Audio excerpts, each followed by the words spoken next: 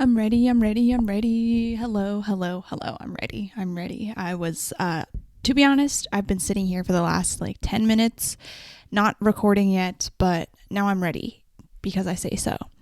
Hello. Hi, friends. How are you doing? My name is Manny. In case you're new here, or welcome back to Over Easy. This is my podcast where I genuinely just talk about anything that I like or anything that's on my mind. If in case you are new here, I want to introduce myself because I think that's really important. In case you have no idea who I am a fourth year student in my last semester of my undergraduate degree at the University of British Columbia. I study psychology and commerce, and I do content on the side, I guess. Kinda. Yeah, it is one of my hobbies, so it's what I do. Hope you are doing well. It has been a great week for me. I have so many things to update you on and just tell you about. So let's just get started with the rosebud and the thorn right away. My rose is that this morning I tried out a new fitness class at my gym. I have not been able to do this class because I typically have class like school class, like uni class on Tuesdays and Thursday mornings this semester. And because of commuting and transiting and everything, obviously I can't go to the gym in the morning. So I've never been able to go. But today I didn't have class. Class got canceled because I have a midterm tonight. So I was able to try out the 9 a.m. fitness class today. And it was absolutely phenomenal. So much fun.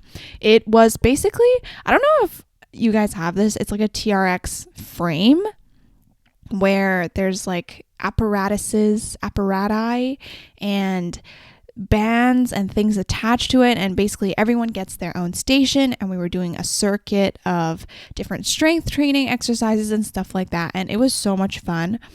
I used to do a class at my gym quite consistently. It was a high interval intensity class, but unfortunately after Christmas, they never continued it. And I think it's because the instructor no longer works at the gym, which sucks because that was like ultimately one of my favorite classes of all time. I loved it so much. And also I'm really bad at doing cardio on my own. So that was like the only way to get me to do cardio.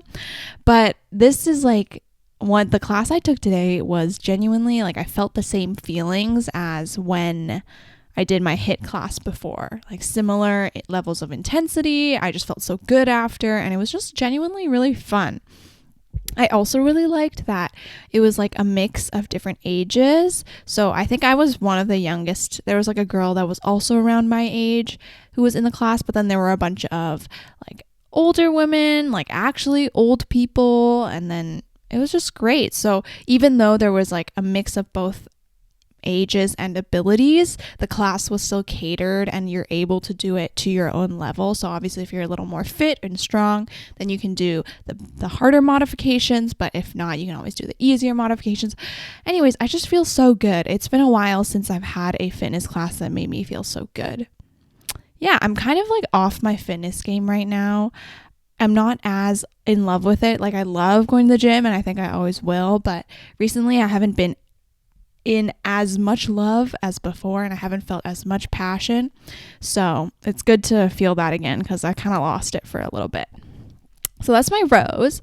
My bud is, okay, I think I have two buds today. Actually, no. I'll make one of my buds my thorn. One of my buds, my bud is, I can't really get into much detail because it's not come into fruition yet, and I don't want to like say it, even though I've been speaking it into existence. Oh yeah, by the way, guys, ever since last week with the story that I told you about how my written affirmations came into real life, into fruition, I've been continuing my written affirmations, and I cannot speak.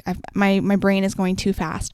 I've also been speaking my affirmations into real life. I don't know if it's going to do anything, but we got to try, right?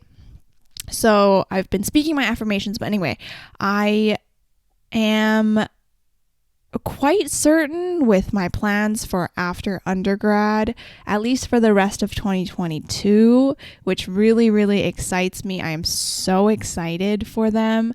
I will definitely get into them maybe a little later down the road, closer to graduation, when I really do have a plan laid out. But as of right now, I have a general gist, and it gives me so much ease. And the thing is though about my plan is that it's not a like locked in plan like before, because I think before, I always had a plan. I was like, I'm going to go to university. Oh, I'm going to go to whatever. I always had a plan. And so I never really had to think about what I wanted to do. But the plan that I have now, because I'm going into the real world and genuinely I have no plan, is a lot more flexible and I have a lot more freedom with it, which I'm very excited. I think I'm very lucky in that I have the ability to kind of explore right now.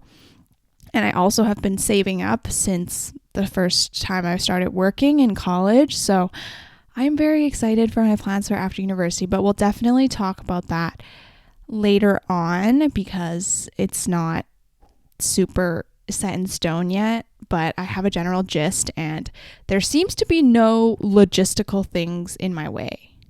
So I'm very excited about that. My thorn is that I guess it's kind of finally hitting me that I'm graduating college. So today, like I said, I have a midterm and it's actually my second last midterm of my entire undergrad degree, which is kind of crazy. After today, I only have one more midterm. This is also my last like in-person midterm. So I think this is like a real experience that I have to remember. So I don't care if I get a bad grade. It's just the fact that I'm genuinely like almost done with my college degree is crazy.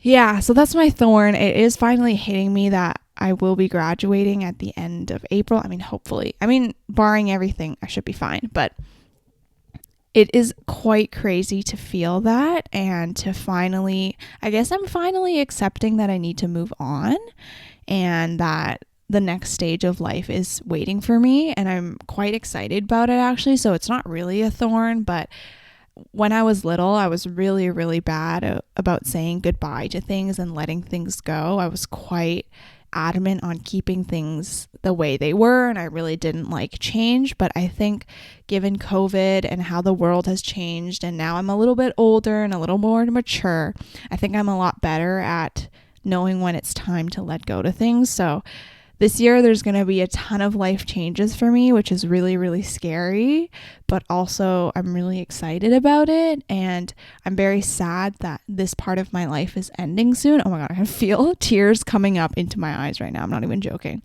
I'm very sad that this stage of my life is ending soon. And it was a great stage of my life. I loved university. There are definitely things that I would maybe change if I went and had the experience again. We can definitely, oh my God, that's such a good episode idea. Or a video even maybe. I'm going to write that down so I don't forget. I've been quite on top of my content creation game for the last few weeks, and it gives me a lot of ease. Like my podcast episodes are filmed like almost 2 weeks in advance, and that gives me a lot of time to edit and also think of ideas. I have a whole bank of ideas that I think are really, really good. And with TikTok and with YouTube, like I just feel like I'm really back into loving content creation again, which is great. But where was I? I was talking about, how sad I was that university is ending. But I'm also not that sad because although it was a great time of my life, there were a lot of not so good times as well in university. And I think it was a very mixed experience. And I'm happy that it happened, but also excited to move on. So yeah, that's my thorn, my rosebud and thorn for today. I wanted to, before we get into the episode, talk again about my phases because I actually am going through another phase. And it's only been like a week since I filmed the last episode. So I have 2 phases right now. I moved on past my podcast phase. And I think it's also just because this week I haven't driven as much as last week. Last week I went to campus like 3 times. So I had a lot of driving to do so I could listen to a lot of podcasts. But this week and this past weekend, I haven't driven much at all. I haven't gone to campus or gone really anywhere far away. So I haven't been able to be in the car for a long time and listen to podcasts. But I am obsessed with 2 songs right now. Obsessed. And the thing with me and good songs, like songs that I really like, is I will like genuinely listen to them on repeat for however long I am obsessed with them. And I don't get sick of it. And I can actually like listen to the same song for an entire day. So I remember this one time very vividly. One of my students actually from my math tutoring place, she made a song and I loved it so much the day that it came out, and I was listening to it, and I actually listened to it for the first 24 hours on repeat for 24 hours. I cannot explain how many times I played that song, and I was just obsessed with it. So yeah, that goes to show what my relationship with good songs is like. If I like a song, I will listen to it 10,000 times. And my boyfriend gets so annoyed when I'm driving, because for me, I listen to the same songs over and over again. And for him, like, he doesn't like that. So we definitely have small arguments here and there about who gets to aux and who gets to choose the music. But that's something we always deal with. It's pretty fun. But let me show you, or let me tell you, the songs that I'm obsessed with right now. The first one is from the show Arcane that I told you guys about last week, which is the Netflix show that is based on League of Legends. It's an animated show. I'm obsessed with the song that is the theme song. It's called Enemy by Imagine Dragons. I love Imagine Dragons. Imagine Dragons has been one of my probably top artists of all time since I was like 12. I just genuinely love so many of their songs, and they are a great band. Love them. So Enemy is a great song. It's the Arcane theme song. It's so good. It's so intense. Like, if it's like such a hype song, so that when you listen to it, you feel like you're like about to go to battle or something. It's so good. I love it so much. And then the second song that I'm obsessed with right now is actually by a YouTuber. There's a YouTuber called Zhang. Her YouTube is Generation DIY. I've watched her since I was like 12 or 13. And she started making music, and I love her song Clean Up in Aisle 4. She recently released the music video as well. Such a good song. It's just so catchy, and I really like listening to it. I don't relate to the song particularly because the song is about, improving your life and stuff like that. She's always been a person that I think finds it hard to keep organized and clean, which is just different based on everyone's personality. That's obviously not me. Like, I feel like I'm the opposite end of that. Like, I'm psycho when it comes to being organized and being productive. But the song's just really catchy, so I really, really like it. So those are my two songs. I've been obsessed with them. Actually, I will also share with you my playlist. I feel like I've been pretty, I like my playlist this month. So pretty much starting in 2018, I've made monthly playlists for Spotify, and I actually really like this idea because although it doesn't seem like the songs change much from month to month, like I definitely drag a lot of my songs from January into my February playlist.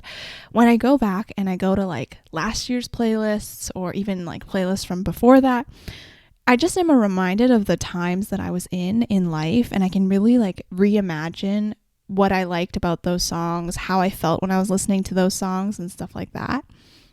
So I will share with you some of the highlight songs that I have in my playlist this month, my February playlist. So, like I said, Enemy and Clean Up in Aisle 4, those are the two that I've been playing a lot. Oh, I was obsessed with this song for like 2 weeks ago. That's What I Want by Lil Nas X. It was a TikTok sound. That's how I heard the song first, and then I played it, and I was obsessed with it. Still pretty obsessed with that song. I would say I definitely really like it. I also have Keep It Up by Rex Orange County. It's a new release from, I think, this month, and I really, really like that song. I was really into Rex Orange County when it seemed like the rest of the world was into Rex Orange County, but I saw this on my Spotify home, and I really liked it, so yeah. Lauv released a new song this month as well. It's called 26. I love every song of Lauv's, like genuinely any song. I love it a lot. For the longest time, actually, up until 2021, Lauv was my top artist of the year every single year. 2018, 2019, 2020, yeah. And then 2021, he finally got beat by Olivia Rodrigo because I could not stop playing Driver's License. That was an ultimate phase of mine. Driver's License, when that first came out, I could not stop listening to it. I was just in my feels for so long. Another song by Lauv in my playlist is Try Again. It's by Dallas K feat. Lauv. And then Light Switch by Charlie Puth is also in my February playlist. I follow Charlie Puth on TikTok, and he actually like made this song on TikTok and released it as a joke, but I really, really like the song. A bunch of my songs from this playlist as well are also from The Weeknd. It's a bunch of like his throwback songs like Starboy, The Hills, Often, Call Out My Name, Die For You, Can't Feel My Face, Wicked Games, Take My Breath. Take My Breath is newer, but other than that, yeah. Just was into a Weeknd phase too, okay guys? I don't know. Let me see.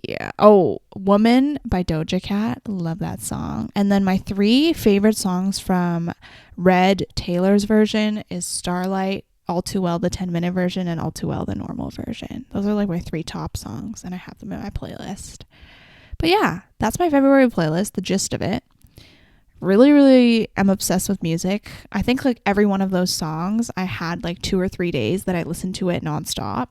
So yeah, that's how I listen to music. I literally just like repeat the same songs over and over again. I don't know if I'm okay either. My other obsession this past week is hair care.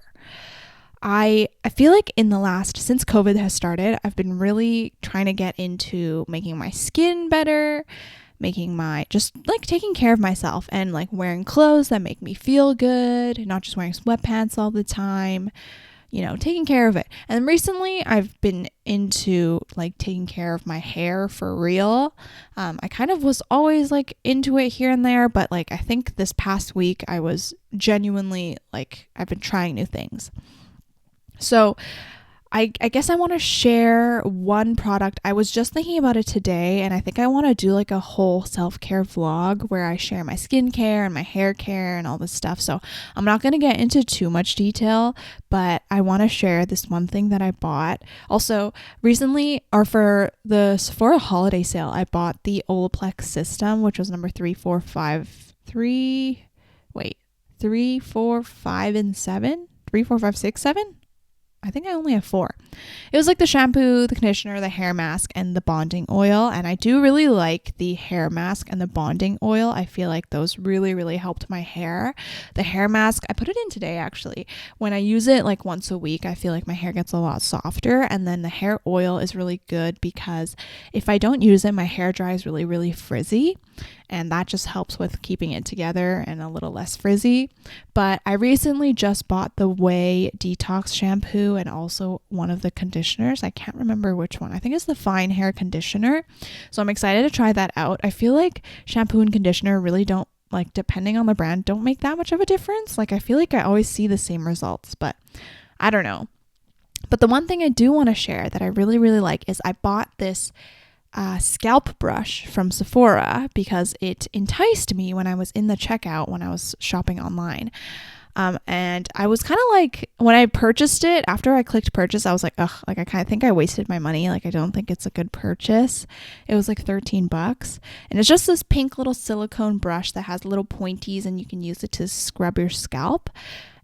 And it genuinely has changed my hair. Like actually the last 2 times I used it to wash my hair feels so much better and looks so much better. Like, you can use your hands to scrub your scalp, but it like the pink thing is just another level. I use it to like scrub the top of my scalp. I feel like I've been washing my hair more often, which also helps. You're always told like, oh, don't wash your hair so much, like it's bad for your hair. But I think my hair, because I work out so much and because I sweat like in my head a lot, I think there's a lot of buildup of just like the gross and nasty stuff. So I think I do have to wash my hair more often actually. And it has been helping a little bit more. But the pink thing I think has really helped release a lot of like the buildup in my scalp. And now my hair just feels so fluffy and good. So what I do is I scrub the top of, or actually I put my shampoo in and I scrub with my fingers first just to get all the shampoo into the little crevices. Pro tip when you're shampooing, I also just learned this recently, so don't feel bad if you don't know this, but when I shampoo, I used to only do the top of my head, but what's really important is actually you need to lift the layers of your hair and get your shampoo like fully into every crevice of your scalp, because obviously your scalp is not just the top of your head, right? Like you have a lot of different parts of your scalp. So after I put my shampoo in and scratch my head like this, trying to get the shampoo all bubbled up, I also emulsify the shampoo before I use it. I rub it in my hand so that it bubbles up. So it's not just like the soap. Anyways, I use the pink thing to scrub all over my scalp as well. So obviously the top of my head, and then I'll kind of just section my hair off 2 or 3 times to get the middle of the scalp and then the bottom of the head. It has actually, like, my hair feels so nice. It has changed my life, I think. I think my life is better because of this pink hairbrush. And I wish I was exaggerating. You know, my mom came into my room after I opened my Sephora package, and she was looking at it and she was like, this is such a waste of money. Like, just use your hands. But I cannot. It's so nice. Like, my hair feels so good, and I'm really impressed. So maybe it's placebo though. I don't know.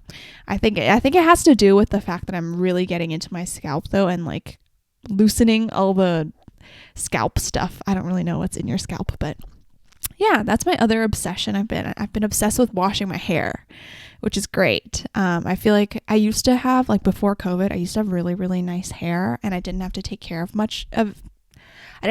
take care of it much at all.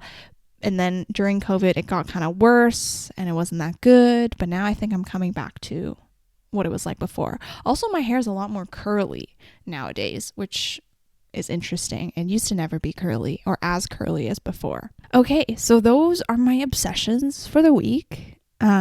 We'll see what I'm obsessed with next week. I actually really like this segment. I think it's really fun to talk about, like, my niche interests for the week, because I feel like for me, and this kind of ties into the topic that I'm going to talk about today, I like a lot of different things, and sometimes it's hard to, like, share them if people aren't really interested in it, but I love, like, just a bunch of different things, you know? Like stationery, I'm obsessed with it. Now it's like makeup, hair care, and then I was like going to the gym. I don't know. Now that I say it out loud, I feel like everyone likes these things, but I don't know. So I wanted to talk about this topic that I thought about, or that I thought of. I didn't make up this topic, but I wanted to talk about this topic given that I've been thinking a lot about my graduation plans and how lost I am in life. And it is the topic of being well-rounded versus being a specializer, being a specialist. So I feel like the main thing that I want to talk about is that I feel like there's such a shift in that you have to make in your life, in that in elementary school, you have to be well-rounded. At least for me, people who were well-rounded in my school were always rewarded, you know. It was always important to be good at every subject, and you also had to be a good person, and you also had to, like, take care of yourself. Like, you have to be good at everything when you're little, which is really hard. And also, you know, I feel like I specialized quite early on, actually. I decided to do dance, and from when I was little, I just ran with it. But I think when you're younger, typically you have to pick a sport that you need to be good at, and then you have to do an extracurricular that's related to art, and then you have to do an extracurricular that's related to academics. Like, for example, I know a lot of people did debate in my school, and then they also had to do like drawing classes, and then they would do like a school sport or outside of school sport. Like, you had to do a lot of things in elementary school. You have to be well-rounded. But then the thing is that, like, as soon as you get into adulthood, there's kind of like this sudden shift into being a specialist. Especially, I think it gets the first time this decision is very pervasive is in late high school, when for me you have to decide, or I had to decide, what courses I want to take, because I think the biggest one is like what science classes you have to take in school or you want to take. That like really determines what kind of path you're going to be going down, because you either pick, for a lot of the girls in my grade, you either pick chem and physics if you want to do something STEM related in university, or you can just drop it right away and take bio, and that's kind of like your science requirement that's not really science. That was like when I first noticed that being a specialist was very like starting to become important, because leading up to that, I would say I wasn't particularly amazing at any subject, but I wasn't bad. I got mostly A's in high school, except for English, always. Not salty about it. And then as you get into later high school, you take more classes that are catered towards what you think you're interested in, which also, like, the fact that you have to do that when people in university switch everything all the time is just crazy. But yeah, then in grade 12, I had to take more, like, I wanted to go into more fine arts. So I had to take film classes, and then I had to take like the easy science because I didn't want to go into science anymore. But I feel like that's so hard, and it makes the switching costs so high when you get later on in life, because after so many years, let's say, for example, I decided to go down the film school route like I thought I wanted to in grade 12. And then later on, in 40 years, I'm like 50 years old and I've done film school and film industry for so long. But then I decide maybe that's not my vibe anymore and I actually want to do something else. The switching costs are so high because now you're not equipped with any skills that you need to do any other industry. And I think the reason why I want to talk about this today is because, first of all, in my psychology class, we're always talking about division of labor because my psychology class is a gender class, and the division of labor in society is a huge impact into how the different genders are different. And then the other thing is I am taking a business class, my strategic management class, and I feel like all of the concepts are always applicable in real life, but the concept of switching costs right now is so pervasive. But anyways, when I got into university and I started having to specialize and pick courses that I wanted to take, I realized that I was not a good specialist. And I don't think I am to this day. I don't think I'm a specialist. I don't think I was meant to be. I wasn't particularly good at anything in my first year, and I tried to take like a mix of everything, like soci and psych, and I took social justice. I didn't take any STEM classes. I took math, and that's it.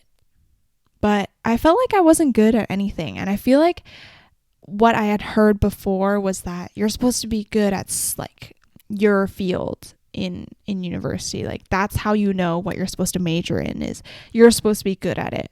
But now that I'm in fourth year and I'm done almost all my courses, I can say that like with certainty, my grades are all over the place no matter what course I took. So sometimes I think if I think about my highest grades, if you want to measure it that way, because obviously grades are not the only measure of how good you are at something. That's just one way to measure it, and honestly not the best way. If I think about the grades, my highest grades that I've gotten in university, one that comes up that I remember is computer science. That's one of my highest grades on my transcript. And then I also have a couple psych courses are also my highest grades. And then I believe anthropology is also one of my highest grades, and statistics, because I had to take a stats course for my psych major. So that just like tells me that, am I supposed to be in psych? Am I supposed to be in computer science? Am I supposed to be in anthropology? Like, is that how am I supposed to base what I'm specializing off of? Because I had always gone into university with the assumption that you were going to do the best in the courses that you majored in and what you specialized in. But for me, at least, that was like definitely not the case. Yeah, I also I love my business classes, but some of the business classes are some of my lowest grades on my transcript because I'm not that good at them. I would say I wasn't that good at accounting, and I think this semester I'm not that good at business processes and operations, but it's still interesting and I still like it. So does that mean I'm not supposed to take these things? One thing I wanted to talk about is I wrote it down in my outline today. I said gifted kid pipeline, because when you're a kid, and a lot of people get called a gifted kid when they're a kid, and that basically just means you're good at everything, right? You're quite smart. I actually, at my math tutoring place, I get a lot of gifted kids come in, and then you kind of work with them and you realize your parents are hyping you up a lot. Not to be mean, but that's just kind of the truth. Our parents want to see the best in us. Like, that's just how it is. But gifted kids are kids that are really good and are really well-rounded in that they're good at everything or mostly everything. You don't have to be good at everything.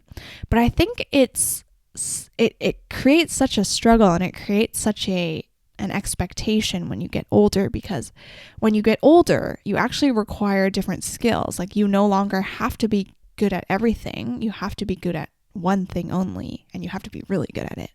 And that kind of just changes the way that you divest your energy. I mean, you can't just split your energy equally among all the different subjects. You have to put more energy into one thing and kind of stop on everything else. But I think that's so ridiculous because I have so many interests. Like I said earlier, I have so many interests, I feel like. And in the academic sense alone, I have so many interests. I mean, I love psychology. It's one of my favorite things ever, and that's why I decided to major in it. But I also love business. It gets me thinking about so many different things and really enhanced my critical thinking skills, I think.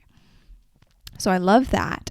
And then I did love computer science. And for the longest time, I was like, oh my God, should I do a degree in computer science instead? And I also do love statistics, math, and stuff like that. I haven't had the opportunity again to take the courses because with the way that the university courses are structured, I don't have an opportunity to take those as electives and in my degree again. So that kind of sucks. It's like I'm kind of forced to specialize, and I don't get to have those interests that I really, really liked, like before in high school, when I could take math and I could take science and I could take English and I could take French and I could take everything. I was just like, what the heck? This sucks.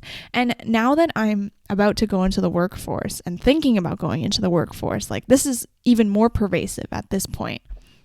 Because now I really have to pick what I want to specialize in. Because although, people make career switches later on in life, and I completely think that I will probably be one of those people, even having to decide right now what I want to get my first full-time job in is it closes so many doors and really only opens so many doors in the same direction.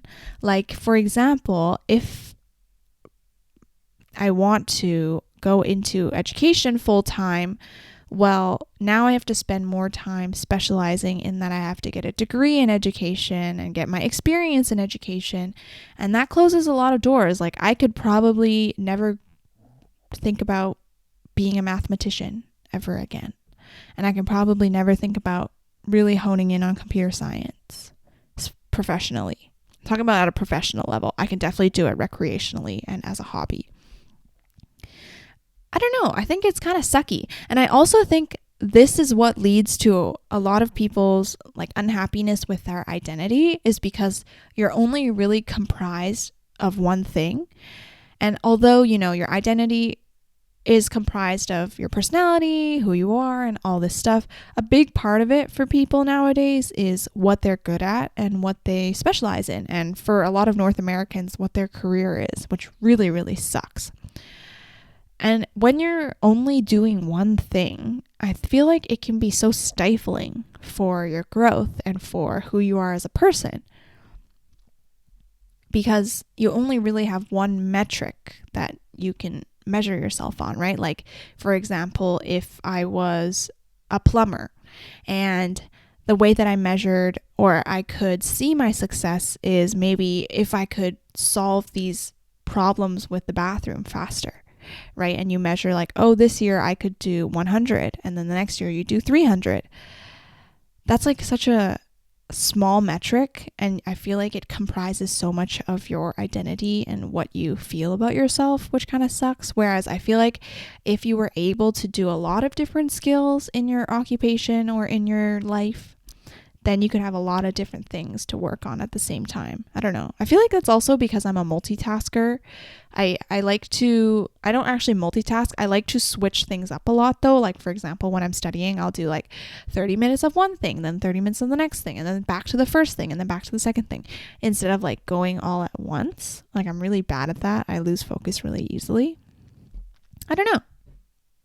And I feel like the reason why I'm so scared to get a full-time job and really take action on it is because I know that ultimately when I pick one thing, or when I choose to do one thing, like it will close doors on other options that I have out there, which terrifies me. Even though I know that, picking one thing will lead to more doors in that field, it closes a lot of doors behind you. I feel like I'm speaking so metaphorically, but do you know what I mean? Do you get my vibe right now? So, I don't know. How do people specialize? I feel like this is all like we're led to believe that we need to specialize because obviously it's the most efficient way to have a productive society, but this just kind of goes back to the root of capitalism, doesn't it? Like having to work so much and stuff like that. The last thing that I want to do in my life is work 40 years and then retire and wait to live my life. It's not what I want to do at all. But I feel like until more people revolt and we have a revolution, which will probably never happen, you're kind of forced into it a little bit. And I'm trying my best to not be, to think of different options that I have for myself, to focus on my content creation so that I can be creative with it. I don't know. I feel like this conversation, when I planned it out, I had a few more points, but I'm kind of lost with it as well. And I like that about my podcast is that, sometimes it's not about me telling you guys things and telling you facts. Sometimes it's just a place for us to all think out loud. And this is definitely one thing that I've been thinking about a lot because I still feel like one of the reasons why I think my university career was not as amazing as it could have been is because I think I'm more well-rounded than specialist, and so I don't fit in as well, if that makes sense. Like I've never really truly fit in with my psychology community because I'm not that good at psychology, and then I've never really truly fit in with like the other subjects because I'm not that good, but I'm good. I'm above average, but I'm not like that good, if that makes sense. That's always been my life. I'm above average, but not spectacular really at anything, I feel like, which is not a bad thing. I mean, it's allowed me to have a lot of different types of interests and hobbies, like content creation and like teaching and working with kids and also being active and also learning and all this stuff. It's actually not a bad thing, but sometimes if you don't fit into the mold that society wants you to be, it can be kind of hard because you don't fit in. It's like you're a star when the mold is a circle. I think I'm going to end the podcast off here. I know it's kind of left hanging in this last topic because, I don't really have a full-fledged explanation or thing to talk about in terms of specializing and being well-rounded. I kind of just wanted to talk about my experience and my thoughts on it. But yeah, I hope you enjoyed this episode. I hope you have an amazing week. I will see you next week. Actually, before I end off, I always need to get into the habit of reminding you guys, if you want to rate the podcast on Spotify, on Apple Podcasts, if you're on YouTube, definitely leave me a comment and subscribe. Also follow the podcast Instagram at Overeasy the podcast. There's all my plugs for the week. Now, I will see you in my next episode, and I will see you next week. Bye. And I was like, yo.